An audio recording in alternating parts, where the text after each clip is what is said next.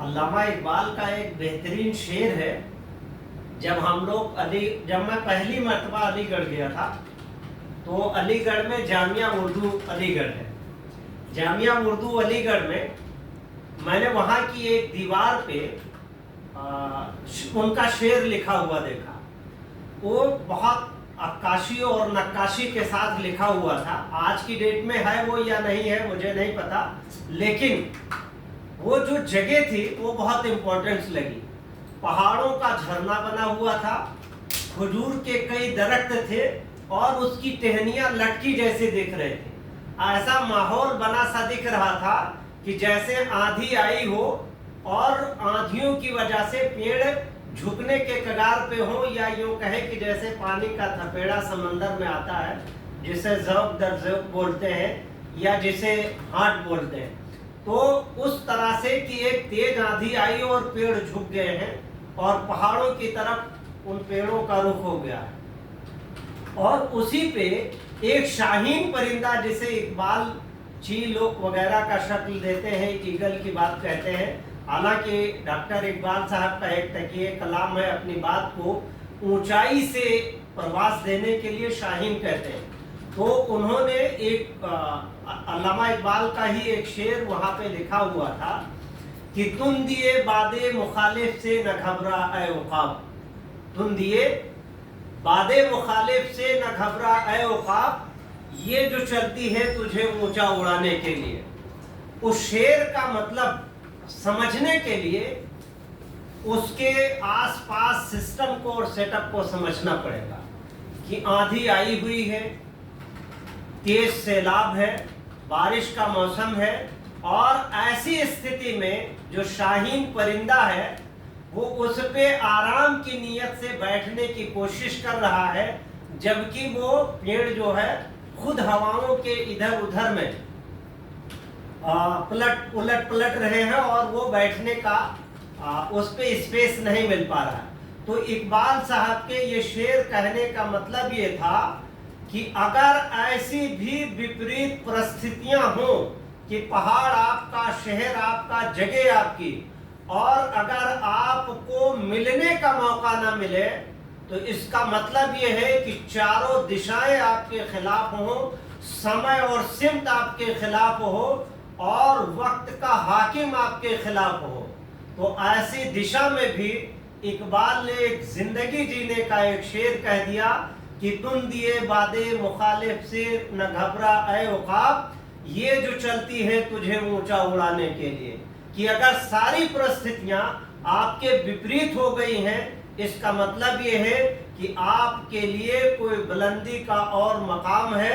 اس مقام پہ بیٹھنے کے بجائے آپ کو اپنے منزل کی تلاش میں پھر سے دوبارہ بیٹھنے کے بجائے, جیسے آندھی آ رہی تھی پیڑ جھکے ہوئے تھے, شاہین پرندہ اس پہ بیٹھنے کی کوشش کر رہا تھا, ایسے ماحول کو عکاسی ڈاکٹر اقبال صاحب کر رہے ہیں کہ یہ تمہاری جگہ نہیں ہے. جس کو دوسرے شعر میں انہوں نے کہا کہ نہیں تیرا نسیمن قصر سلطانی کے گنبد پر, کہ تو شاہی ہے کر اپنا بسیرا پہاڑوں کی چٹانوں پر. یہ زمین تمہارے لیے نہیں ہے, اور یہ زمین اگر تنگ ہو جائے تب بھی تمہارے لیے ایک ایسا مقام ہے کہ اس کے بعد بھی زندگی جینے کا ہنر اور سبب آپ کو ملے گا. اقبال نے ان پرستھتیوں کو بھی دیا کیا ہوئے تاتار من تیز تر کے گامزن منزل ماتور, جہاں رات کی تاریکیاں ہو گئی تھی اور لوگ زندگی سے بھٹک گئے تھے, وہاں انہوں نے مشعل راہ دکھانے کی کوشش کی. تو ایسی استھتی میں کسی شاعر نے اس کو پلٹ کے یوں کہا کہ جنہیں منزلوں کی تلاش تھی انہیں منزلوں نے پناہ دی, جنہیں منزلوں کی چاہ تھی انہیں منزلوں نے پناہ دی, اور جنہیں وسوسوں نے ڈرا دیا وہ قدم قدم پہ بہک گئے. تو ڈاکٹر اقبال زندگی کی وہ روح ہیں کہ ہزاروں سال گزر جانے کے بعد اگر کوئی ڈاکٹر اقبال کو سمجھنے کی کوشش کرے گا اور ایک شعر پڑھ کر کے اپنے زندگی میں انقلاب لا سکتا ہے, اپنی زندگی کو پوری بدل سکتا ہے.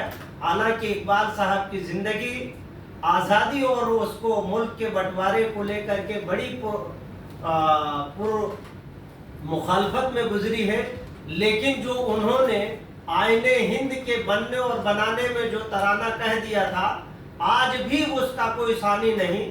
और डॉक्टर इकबाल चूंकि ब्राह्मण कौम से आते थे, लेकिन उसके बाद अगर किसी ने हिंदुस्तान में इस्लाम समझा है तो ब्राह्मण कौम ने समझा है। जिस कौम से निकल करके डॉक्टर इकबाल ने लिख दिया कि इस्लाम के बारे में कि आह इस्लाम तेरे चाहने वाले न रहे, आह इस्लाम तेरे चाहने वाले न रहे, जिस चांद का तू हाला था वो हाले न रहे। इससे ज्यादा इस्लाम फहमी, यानी ब्राह्मण से ज्यादा इस्लाम फहमी किसी और के अंदर नहीं थी, न है और न होगी। हमने क्या किया, हम लोगों ने ब्राह्मण से कटना शुरू कर दिया, दीन की दावतें छोड़ दी, उनसे मिलना जुलना छोड़ दिया, हमने खुद नफरत की बाजार गर्म कर दी। वरना आप देखिए कि मस्जिदों के करीब में और आपके मगरिब की नमाज के बाद हमारे हिंदू भाई आपकी पढ़ी हुई नमाजों से फूंक कराने जाते थे, दुआ कराने जाते थे, और मुहर्रम के महीने में 40-40 दिन अपने चारपाइयों पे नहीं सोते थे। तो इसका क्या हुआ, हमने अपने अखलाक को इस्लाम के दायरे से हटा दिया। वरना इस्लाम की बुनियादी चीज थी पड़ोसी भूखा ना हो, और पड़ोसी अगर परेशान हो तो उसकी मदद हो। और इस्लाम की डेफिनेशन ने जो बुखारी, तिरमिजी, इब्न माजा और स्यूती, इब्न कसीर और इमाम मिशकात वगैरह ने जो लिखी है, वो लिखा था कि इस मुसलमान वो है जो अपनी जबान से किसी भी रूह को परेशान ना करे, और किसी भी आलमे इस्लाम में जो इंसानियत रखता है उसको परेशान ना करे। यहाँ तक कि कहा कि जानवरों के ऊपर भी जुल्म और ज्यादती ना करे, और अगर वो जानवरों पे जुल्म और ज्यादती करता है तो वो मुसलमान के दायरे से खारिज होगा और उसको समाज बाइकाट करे। तो इस्लाम को हम लोगों ने बहुत लिमिटेड करने की कोशिश की है। हालांकि इस्लाम एक वाइड मजहब है जो एक्चुअली सनातना के रिफॉर्मेशन की तरफ है, और जो धर्म है वो इस्लाम है, और जिसमें कंसेप्ट है वो मानवता है और ह्यूमैनिटी है।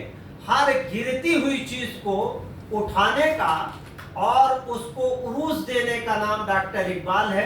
हालांकि मैं इस शेर की वजाहत कर रहा था कि तुम दिए बादे मुखालिफ से न घबरा ए उकाब, ये जो चलती है तुझे ऊंचा उड़ाने के लिए। यानी जब आपके पास जिंदगी जीने का सबब मौजूद ना हो, ऐसी स्थिति में ये शेर आपके लिए मील का पत्थर होगा, और आपकी जिंदगी को नई राह और नई मशल और नई मंजिलें यानी सिराते मुस्तकीम दिखाने का जो ये रास्ता है वो यही शेर है। इस शेर को बहुत हम ज़्यादा नहीं बयान कर सकते, लेकिन फिर भी इस शेर में एक अक़वाम आलम छुपी हुई है और एक इंसानियत का रास्ता छुपा हुआ है, सब्र व तहम्मुल का पैहम छुपा हुआ है। अल्लामा इकबाल ने कहा इसी चीज को, इसका डेफिनेशन अगर यहाँ से देखें कि यकी मुहकम अमल पैहम मोहब्बत फातेह आलम, मोहब्बत की निशानी को इकबाल ने जिस अंदाज से कहा है वो बहुत वाइड है, वो उसका स्कोप बहुत वाइड है। आज हम भाई भाई से लड़ते हैं, पड़ोसी से लड़ते हैं, बिरादरी से लड़ते हैं, जात से लड़ते हैं। हालांकि इकबाल ने जो मोहब्बत का पैगाम दिया है कि यकी मुहकम अमल पैहम मोहब्बत फातेह आलम, जिहाद जिंदगानी में है ये मर्दों की शमशीर, यानी मोहब्बत की जो तलवार है उससे सारी चीजें फेल है। आपका क्या होना चाहिए, किसी चीज में यकीन है, यकीन के साथ उसमें हाकिमियत मौजूद हो, और वो हाकिमियत अमल पैहम यानी लगातार हो। ऐसा नहीं कि शुक्ला जी से, ये संजय शुक्ला जी हैं, एडवोकेट हैं, हमसे एक दिन इनसे मोहब्बत हो गई, दूसरे दिन हम कहें कि ना बाबा अब मोहब्बत खत्म हो गई है। यानी वो तकवियत दर तकवियत, यानी ज़ौक़ दर ज़ौक़, झुंड दर झुंड, मौज दर मौज उसमें होना चाहिए, और वो लगातार बढ़ता हुआ होना चाहिए। तब जाकर के कहीं इकबाल के इस शेर के करीब पहुंचेंगे, यानी उस इर्दो गिर्द और गिर्दो नवाह में पहुंचने के लिए बहुत बड़ा दिल चाहिए, बहुत बड़ा सेटअप चाहिए, बहुत बड़ा सब्र चाहिए, बहुत बड़ा तहम्मुल चाहिए, तब जाकर के इकबाल साहब का ये शेर समझ में आएगा कि तुम दिए बादे मुखालिफ से न घबरा ऐ उकाब, ये जो चलती है तुझे ऊंचा उड़ाने के लिए। यानी दिशाएं अगर मुखालिफ हैं तो आप कुदरत को मत ठेसिए, अपनी तकदीर को मत ठेसिए। ये समझिए कि जिस चीज को आप पाना चाह रहे थे उससे बड़ी चीज आपका इंतजार कर रही है, और हर डूबती हुई चीज में आपको एक राह और मशाल नजर आए, यानी डूबती हुई सूरज में, डूबती हुई किरणों में आपको एक नई जिंदगी आए। जैसा कि एक शेर उन्होंने कहा कि सूरज हूं जिंदगी की रमक छोड़ जाऊंगा, सूरज हूं जिंदगी की रमक छोड़ जाऊंगा। रमक कहते हैं जब सूरज डूबता है शाम के टाइम तो उसमें जो लाली छा जाती है उसे रमक बोलते हैं। तो डॉक्टर इकबाल साहब कहते हैं कि सूरज हूं जिंदगी की रमक छोड़ जाऊंगा, और इकबाल साहब कहते हैं कि मैं डूब भी गया तो शफक छोड़ जाऊंगा। यानी आपका कैरेक्टर और किरदार इस तरह से हो कि आप मरते मरते चले जाएं लेकिन आपका नामो निशान जिंदा हो, आपके किरदार बाकी हो, आपका उसलूब बाकी हो, आपका गुफ्तार बाकी हो, आपका असबाब बाकी हो, और आपके जिंदा रहने से जो लोगों को फायदा हो सकता है उससे कहीं ज्यादा आपके मरने पे फायदा हो। जैसा कि सद्दाम हुसैन को जब फांसी की सजा दी जा रही थी तो किसी ने इस शेर को लिखते हुए ये अटैच किया था, हालांकि मुझे इसकी ज्यादा तहकीक नहीं है कि इकबाल साहब के शेर को सद्दाम हुसैन भी पढ़ रहे थे कि सूरज हूं जिंदगी की रमक छोड़ जाऊंगा, मैं डूब भी गया तो शफक छोड़ जाऊंगा। हालांकि डॉक्टर इकबाल साहब को समझना मुझ जैसे छोटे मोटे स्कॉलर के लिए नाकाफी है। हालांकि थोड़ा बहुत हम लोग पढ़ने की कोशिश करते हैं। डॉक्टर इकबाल साहब हर डूबी हुई कश्तियों को उभारने का काम दिया है, साहस, हिम्मत और जज्बे को बेदार करने का डॉक्टर इकबाल साहब ने पूरी जिंदगी कोशिश की है। उन्होंने कई शेर ऐसे लिखे हैं जो जज्बात से आहंग है और उमंग पैदा करने के लिए काफी है।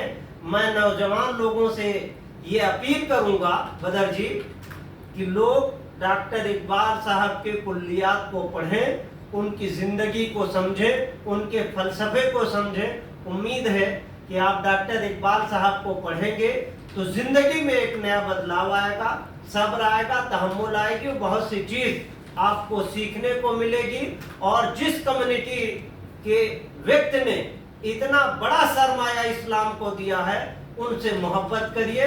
ब्राह्मण कभी आपका मुखालिफ न था, न है और न रहेगा। वो प्यार के भूखे हैं, उन्हें प्यार लुटाइए, और जब उन्हें प्यार लुटा देंगे तो बहुत कुछ लुटाएंगे। मशरिक में यानी मशरिक वस्ता में इतना बड़ा शायर किसी भी कम्युनिटी का आदमी न दे पाया है और न दे पाएगा। तो जिस कम्युनिटी ने इतना बड़ा शायर इस्लाम के लिए दिया है उसका हमें धन्यवाद करना चाहिए और उनकी जीवनी पे प्रकाश समय समय पे डालते रहना चाहिए। बदर जी धन्यवाद।